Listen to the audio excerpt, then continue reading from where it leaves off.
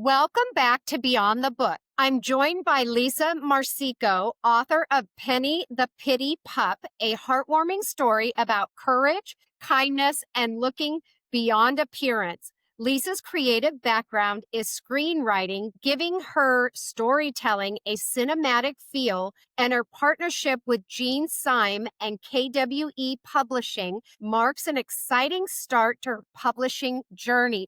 Welcome, Lisa. Thank you so much for having me. Share with us about how your background has brought you forward to your children's book author journey. And Okay. I'm very surprised that I'm sitting here with a children's book, to be honest with you. I started out many, many years ago as an actor in New York, did very little off Broadway, studied at Lee Strasberg, and I was doing a little writing then, just because I was so in this world of plays and screenplays and dialogue all the time.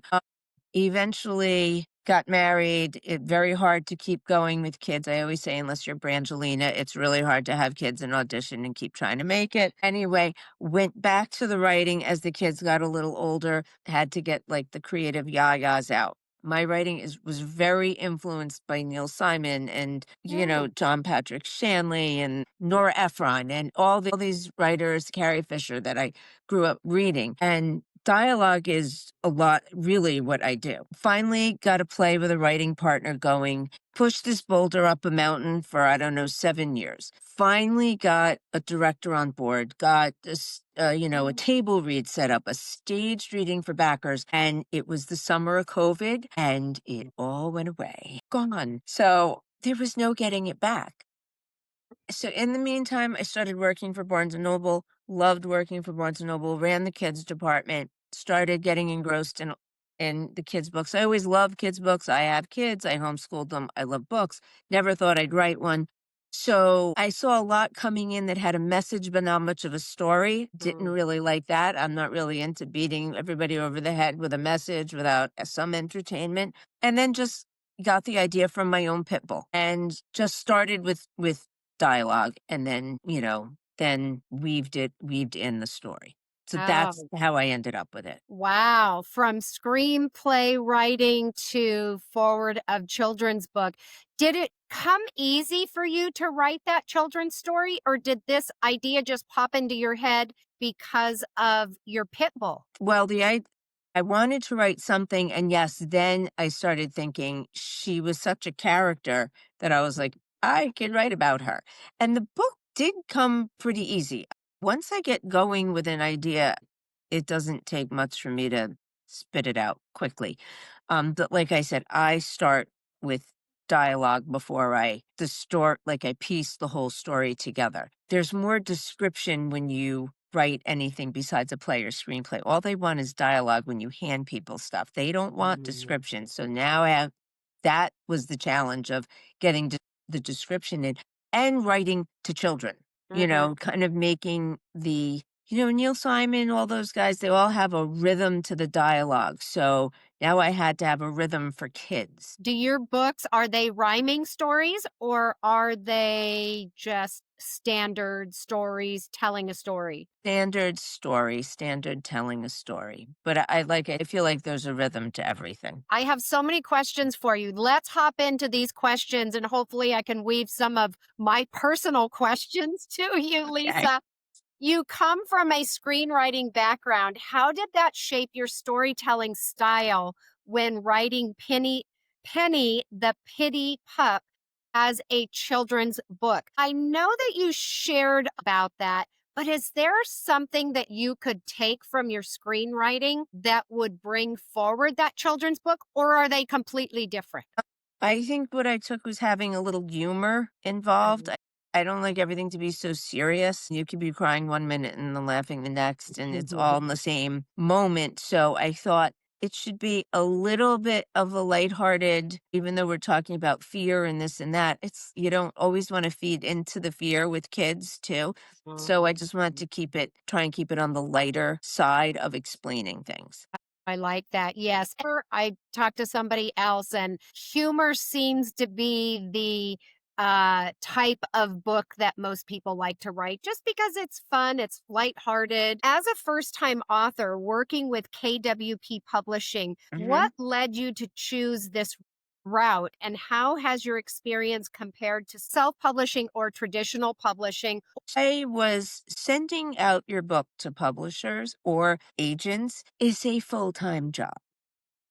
And having writers come in, children's writers, meeting them at Barnes& and Noble, I would always say, "How long did it take you to get here? How long did it take you to get to Simon& and Schuster and Random House and all the other big ones?" And they're like, "Oh, it took like 10 years. Oh my god, it took" like, everybody was telling me it was like a 7 to 10-year range of constantly submitting. Oh, And I was thinking, I don't know if that's in me. So I started thinking about self publishing. I did see a lot of self published stuff come through. I don't always think they're well done. I don't always think they have a good team behind them. Even the small stuff, when you write and you write and you write, you need the no, don't put the comma there. No, break that sentence up. I mean, you need an editor no matter what you do. So I ended up leaving Barnes and Noble more so I could write, and I couldn't keep up with the schedule anymore and yada yada. It's a lot of rotation and evenings and that kind of thing. The last weekend, last Saturday, I had an independently published writer come in, loved him, Bill Shea, and he had a great book and he came with the marketing person. Never had this before. You usually have an independently published author, and sometimes they have lots of personality and know how to sell their book, and then sometimes they don't. And but he came and he had a little bit of a crow with him, and I was like, "Oh," and the book was such good quality and so well done mm, and printed well. Sometimes if you just, you go to an independent, publisher, you just hit print and off it goes, and no one ever edits it, looks at it, nothing. So it was Jean. That's how I met Jean. So I started telling her about my book, and she gave me her card and she said, you've got to get a half an hour session with us, and we need to talk about what we could do for you. Talk to Kim, who is head of the KWE Publishing. And I was like, this is meant to be, because this is my last day, like my last Saturday working in the store. And she gave me the card. I was like, yeah, I'm gonna have to do this. You got to take the signs. Like yeah. I always say, like, what else does God have to do besides like bend down and like give you a slap? Do this. So I did. And that was it. That I met Kim and I met Jean, and I thought, they know what they're doing. I'm putting my book in their hands. Well, definitely Yeah. they were put in your path. And I strongly believe that, Lisa, is sometimes it's right there in front of you and you Yep. got to take that and run with it. So I've been told about the difference between all three. So self publishing is obvious. Traditional publishing is obvious. I think we both know the difference between the two. Right. Hybrid, I've interviewed several authors that work with hybrid publishing. And basically, they hold your hand through the process. Yes. They don't do too much on the marketing side, which the Right. company that you're with looks like Jean that I just recently interviewed it on It's KW, I call VP. yeah, yeah, Mhm. yeah. So Unless they were I've never heard them say it either. That's how what now I I don't know if they identify themselves as a hybrid or not. I should have asked Jean that, Mhm. but they basically carry you through. They have all the Every people in step. place. And however, when you get to the end of it, they'll help you with the printing, but typically they don't always help you with marketing. Some do, some don't. Some will direct you in the right path. They'll tell you that you need a Facebook, Instagram, all your social media, get out and do farmers markets, school visits, whatever you need to do. I have interviewed people that are using hybrid. Mm, I wish I knew about hybrid when I started because I hired an author coach that taught me all the steps, but I still fumbled through it. You didn't have somebody like Jean taking you by the mhm. hand and helping you and saying you should do this and you should do that and this helps and this is good, this is bad, this is different or shows you the comparison. So I think it's fantastic that you have her. It was unbelievable. So after the book is done and after we've got the contracts with Ingram Sparks and we're ready to go, and you're on Amazon and you're on barnesandnoble.com and wherever, Target and all the other thrifty books, you sit down with the marketing person, and that's Jean. And we spoke for about a half an hour, 45 minutes maybe. In what she thinks you should do, coaches you. And then you can also extend your contract and say, okay, I want to use the marketing services. And that's what I did. And it was not an outrageous price. It was not exorbitant. It was so well within reason and a reachable fee, easily obtained. I put myself on a budget with them, and she's fabulous because you can't do everything.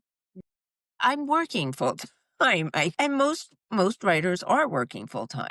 There's no way of calling or emailing Barnes and Noble or emailing your local bookstore. I mean, so I kind of handle the smaller stuff and she handles the bigger stores and things like that. And I ask her to do that. Also, it carries a little weight. When you walk in and keep pushing at the front desk, at the customer service desk well, Barnes and Noble's one of really the big only game in town in terms of big booksellers anymore. Borders is gone. You're getting a salesperson who's lovely, but they're like, they don't have a lot of say in anything. So the fact that your publisher is standing behind you and approaching them does make a huge difference. I can say that. And you have to just there's so many different ways to market that I didn't really think about until like just networking. Just, I have business cards, I have the bookmarks go so far. It's like it's like Harry Potter and the owl post and they fly. I mean, my own daughter who lives in the next town over said to me, one of my friends comes up to me and they show me this bookmark and they're like, "Look what somebody gave me," because she has a pit bull. She's like, "Is this your mom?" And she's like, yeah, what? Yeah, so it gets around. Yes, Gets around. absolutely. And on your bookmark, you have a QR code. Our codes are on the back. Phyllis.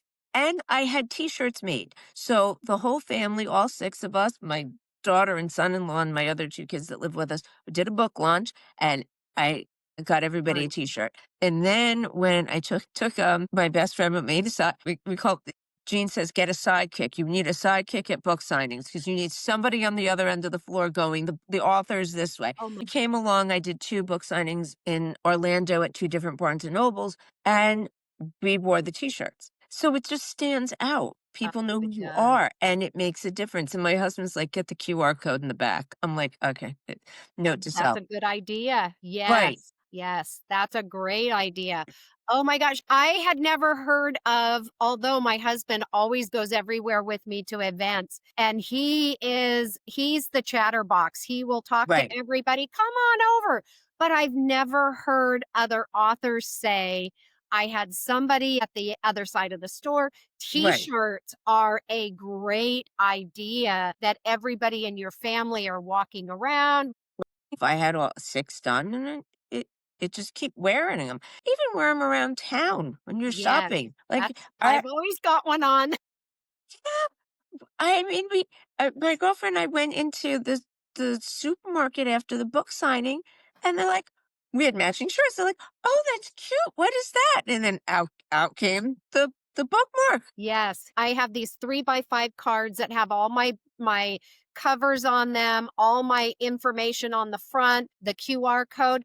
But I wear almost every day. I feel like, oh, I need a new outfit. But almost every day, I'm wearing a T-shirt that's got one of my characters on it. Right. No matter where I go to a pharmacy, go to a doctor's appointment, go Yep. to grocery store, somebody will always comment about what a cute character. Oh, and it's just a conversation that sparks.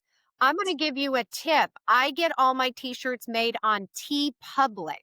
So T Public is you can create t-shirts and people can go on there and buy your t-shirts. Oh, So it's a merchandise that's type great. of company that you can have cups, you can have hats, you can have t-shirts, stickers, Right. all of that made. Okay. Because I was looking into it. I'm thinking Christmas, everybody's going to get something, Yes, that's a great something. idea. Right. That's a That's going to great be, yeah. idea.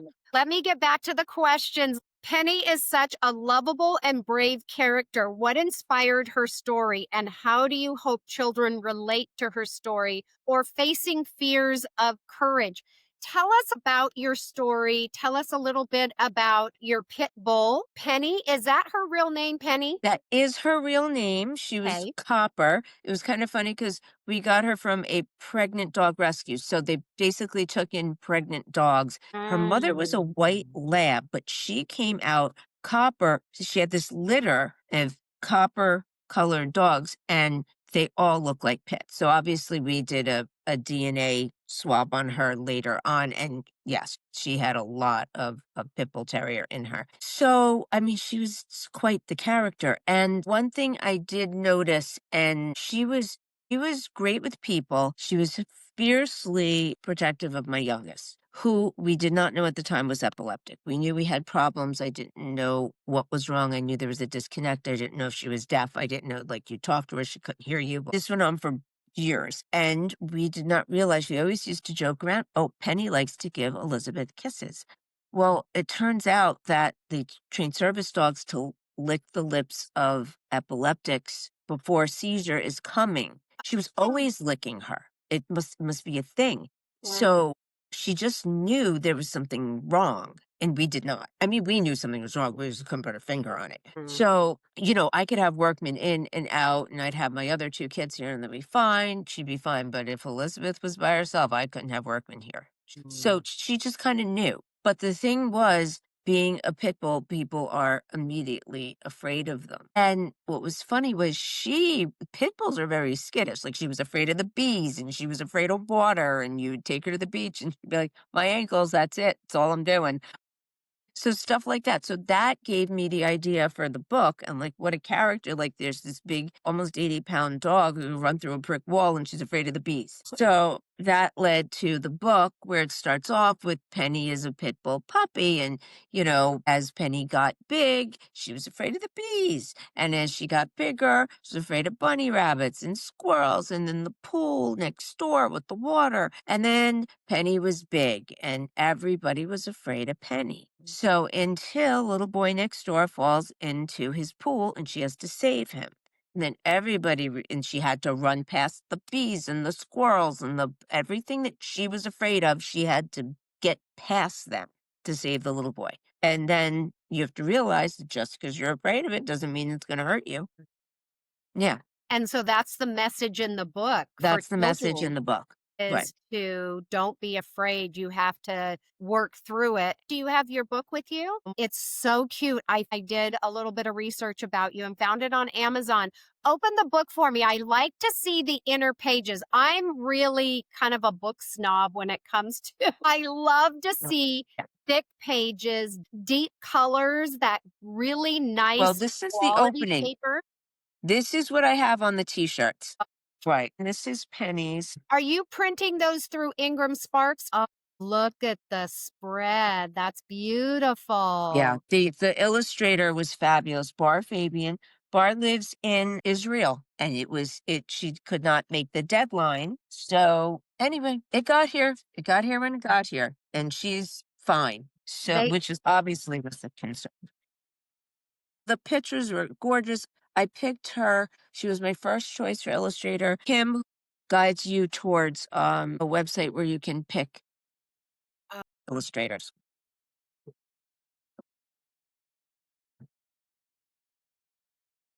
How was that process? Did you go through quite a few? Did you have 100 to choose from? Did you have 25 to choose from? Was it hard There to were find? quite a few. There was a good pool. I couldn't tell you off the top of my head how many, but there was a good amount. And I made a list of my top 3, and they reached out, and she was my first choice. And we agreed on a price. Some of them a little up there. We were like, even Kim was like, no. And then when Bar said yes, and I was thrilled because she was my first choice. It was number one. Then I was able to go into contract. So what happens is, in case anybody is interested in this process, usually roundabout it's $80 or so for them to do a piece. Mm. I sent her pictures of Penny. I really wanted her to resemble the character to resemble our Pit. And she came back, and I I loved it, of course. It was beautiful. I loved the beautiful blues and it mixed in with a little bit of red here and there and the pink collar, which we always had on her. And then that $80, if you choose to go with that illustrator, that 80 goes towards the price of. So then you pay half to start and she comes back with the sketches, everything is good, and then she does the color. Okay, and then pay the balance, right, but you're always in constant contact with them. Nice about working with their illustrators is that in the past, as a young author, I would go and look on social media. I would give somebody $100 to $200. Two times I've been burned that they never came back. They They never never came back. responded. They took my money. Jean and I talked about scammers, that Right, is the biggest thing on social media that's difficult. And I think that's what's great about, I'm going to call it a hybrid just because I feel like it right, has that sense of it. That's the great thing about hybrid publishing is you have a reputable company, they have the people that you can work with, and it works out great. yes. I would be very reluctant to be paying for, someone I just met off of a website or something, but the fact that they take you every step of the way. Yeah. That is fabulous. Every new author learns something during their first publishing experience. What were some of your biggest takeaways creatively and or professionally from bringing Penny the Pittie Pup to life? What do you feel that whether it was KWP or whether it was just something maybe that you experienced with your illustrator, what was your biggest, I'm going to say, aha moment? It takes a village. It takes a lot of people, and it would not be the book it is. So what happens is once you get into contract with Kim, they assign you an editor, and my editor was Emily, and she was fabulous, and that is your point of contact, and to constantly, "Okay, we're at the point, let's talk about an illustrator. Okay, let's do some editing, let's tweak a comma here, but this is a little too run-on of a sentence. Break this up a little." Just like anybody else would do, just any publisher, but you have more control, obviously. So that the fact that there was so many people involved in getting this to where it was finished. The owner of KWP, I hear a couple of names. Jean, I Yes, met Jean and she works with Kim, she but works with Kim Kim. is the owner. I So believe Kim is the owner. Yes. just wanted to Yeah. know who's the point of contact, Lisa? If somebody contacted me, because I'm going to put all this information in the description. If someone contacts me, who's the point of contact? Kim is the point of contact. So what you would do is you would go on their website and you request a half an hour consultation, free consultation. And they sit and talk and what is your book? What do you foresee? Some people obviously do not do kids books.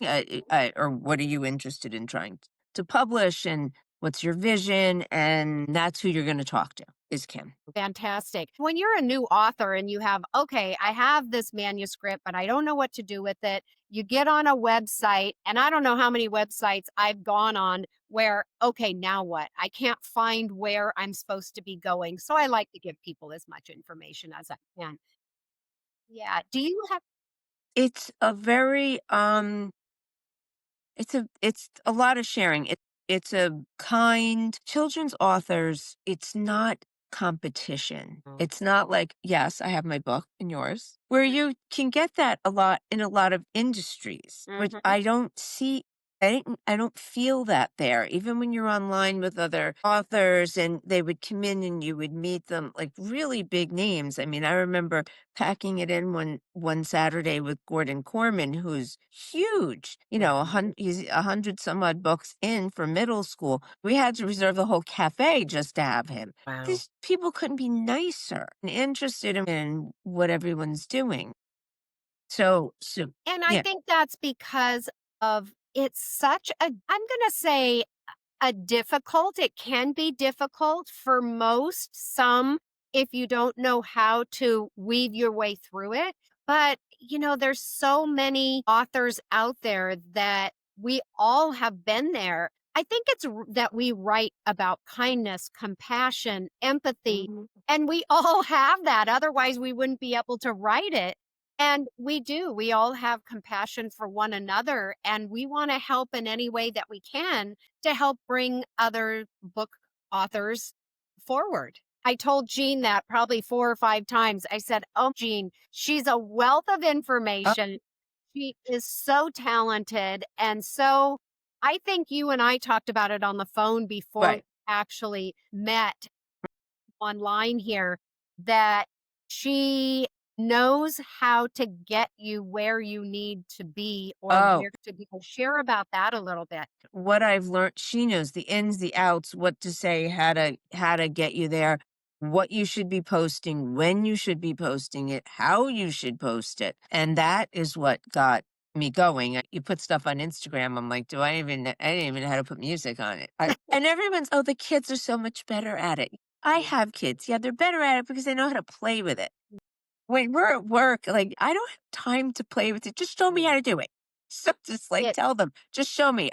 And it's time consuming and it changes all the time. I I picked up a lot from Jean on that.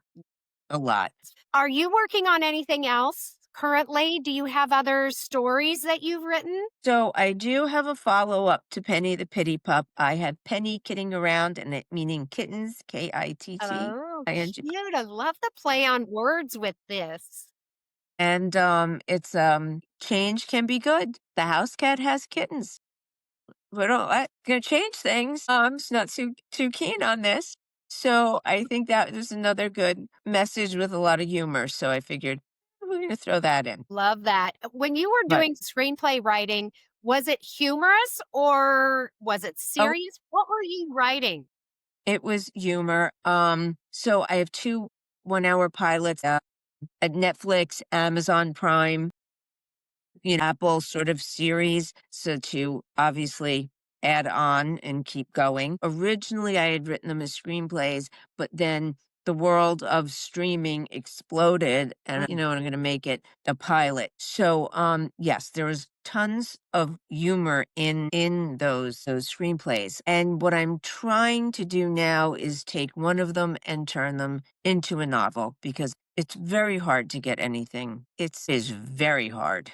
Do you think the book Wow. industry is hard? That and the fact that I'm not around it or in it any it's a young field. We understand. Social media, I feel like, is a young field. It's a young field. There's so mu and the technology has changed so much. Even in real estate, I'm a real estate broker by trade, and even in real estate, somebody once told me, "There's only 6 ways to sell real estate, JoAnn," and I said, "No, there's not." It's the same way Right, with being a book author. I would think your screenplays take how many ever you have and look at them and see if you can make a book out of them, a right. novel.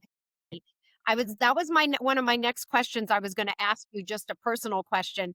If you see yourself I crossed over from children's books. I wrote 14, and then I crossed over to a, middle grade chapter book. Completely different animal. I had never written Completely. anything like Right. that. I really had to learn. I hired Right. a developmental editor. Mhm. She taught me so much information, Mm, helped me get on my way to it. But I struggled in my first book. I struggled with an editor, just trying to get right. the right people because that's Mhm. something completely different than the editor for a children's book or a simple rhyming book. I don't know, you never say never. I mean, I never thought I'd have a children's book, but I don't know if I I could make the jump to middle school. I know making the jump from screenplay to novel. So with screenplays, I mean, it's a formula. Mhm. It's citing incident by page like 12. They want B story by 25, and they don't want description. Morning. That's Oh. it. Morning kitchen. Oh. Oh, They don't want anything else. So now you go to novel and you're like, ooh, I have to write a lot. It's a big switch, but what I was also finding is humor comes in fashion and goes out of fashion. I kind of felt like it went out of fashion for a little while. And the play I wrote with a writing partner was a little Mel Brooksish. So it was it's called Immaculate Deception, and it is a spoof on the Christmas Story. A little like Wicked, they turn the camera and this is really what went on. It's not really how it was told. And in the end, it all works out because God makes it okay. But there's a lot of humor in that. So, but it's a large cast. So I had, like a production assistant or somebody read it at one point. And they were young, and they were like, "I know it's such a big cast. Like, why do you have three wise men?" And I was like, "Can't you cut that back?" And I was like, "I really can't. No. Um, that would Why? Why? What do you mean? Why are there three wise men?" So sometimes stuff doesn't always translate. So, you Oh, know, Lisa, this right. has been such a joy. And thank you so much. This interview actually was on the cuff. I called Lisa. She called me. I got an opening this afternoon. How Right. about that? I love that because we're all busy. When you've got an opening or a slot, let's slide somebody in there and yes, jump on it. So I appreciate that. And your next project, I want to have you back, Lisa, because I'm coming. Don't worry. you have a wealth of information. So I can't wait Sure. to see what you have next. Oh, thank you so much for having me. This was a blast. Had a great time. Thank you. Thank you for joining me on Beyond the Book with JoAnn Dickinson. If you love children's books, authors, stories, and the creative process behind publishing, be sure to like, subscribe, and share this episode. We'll see you next time.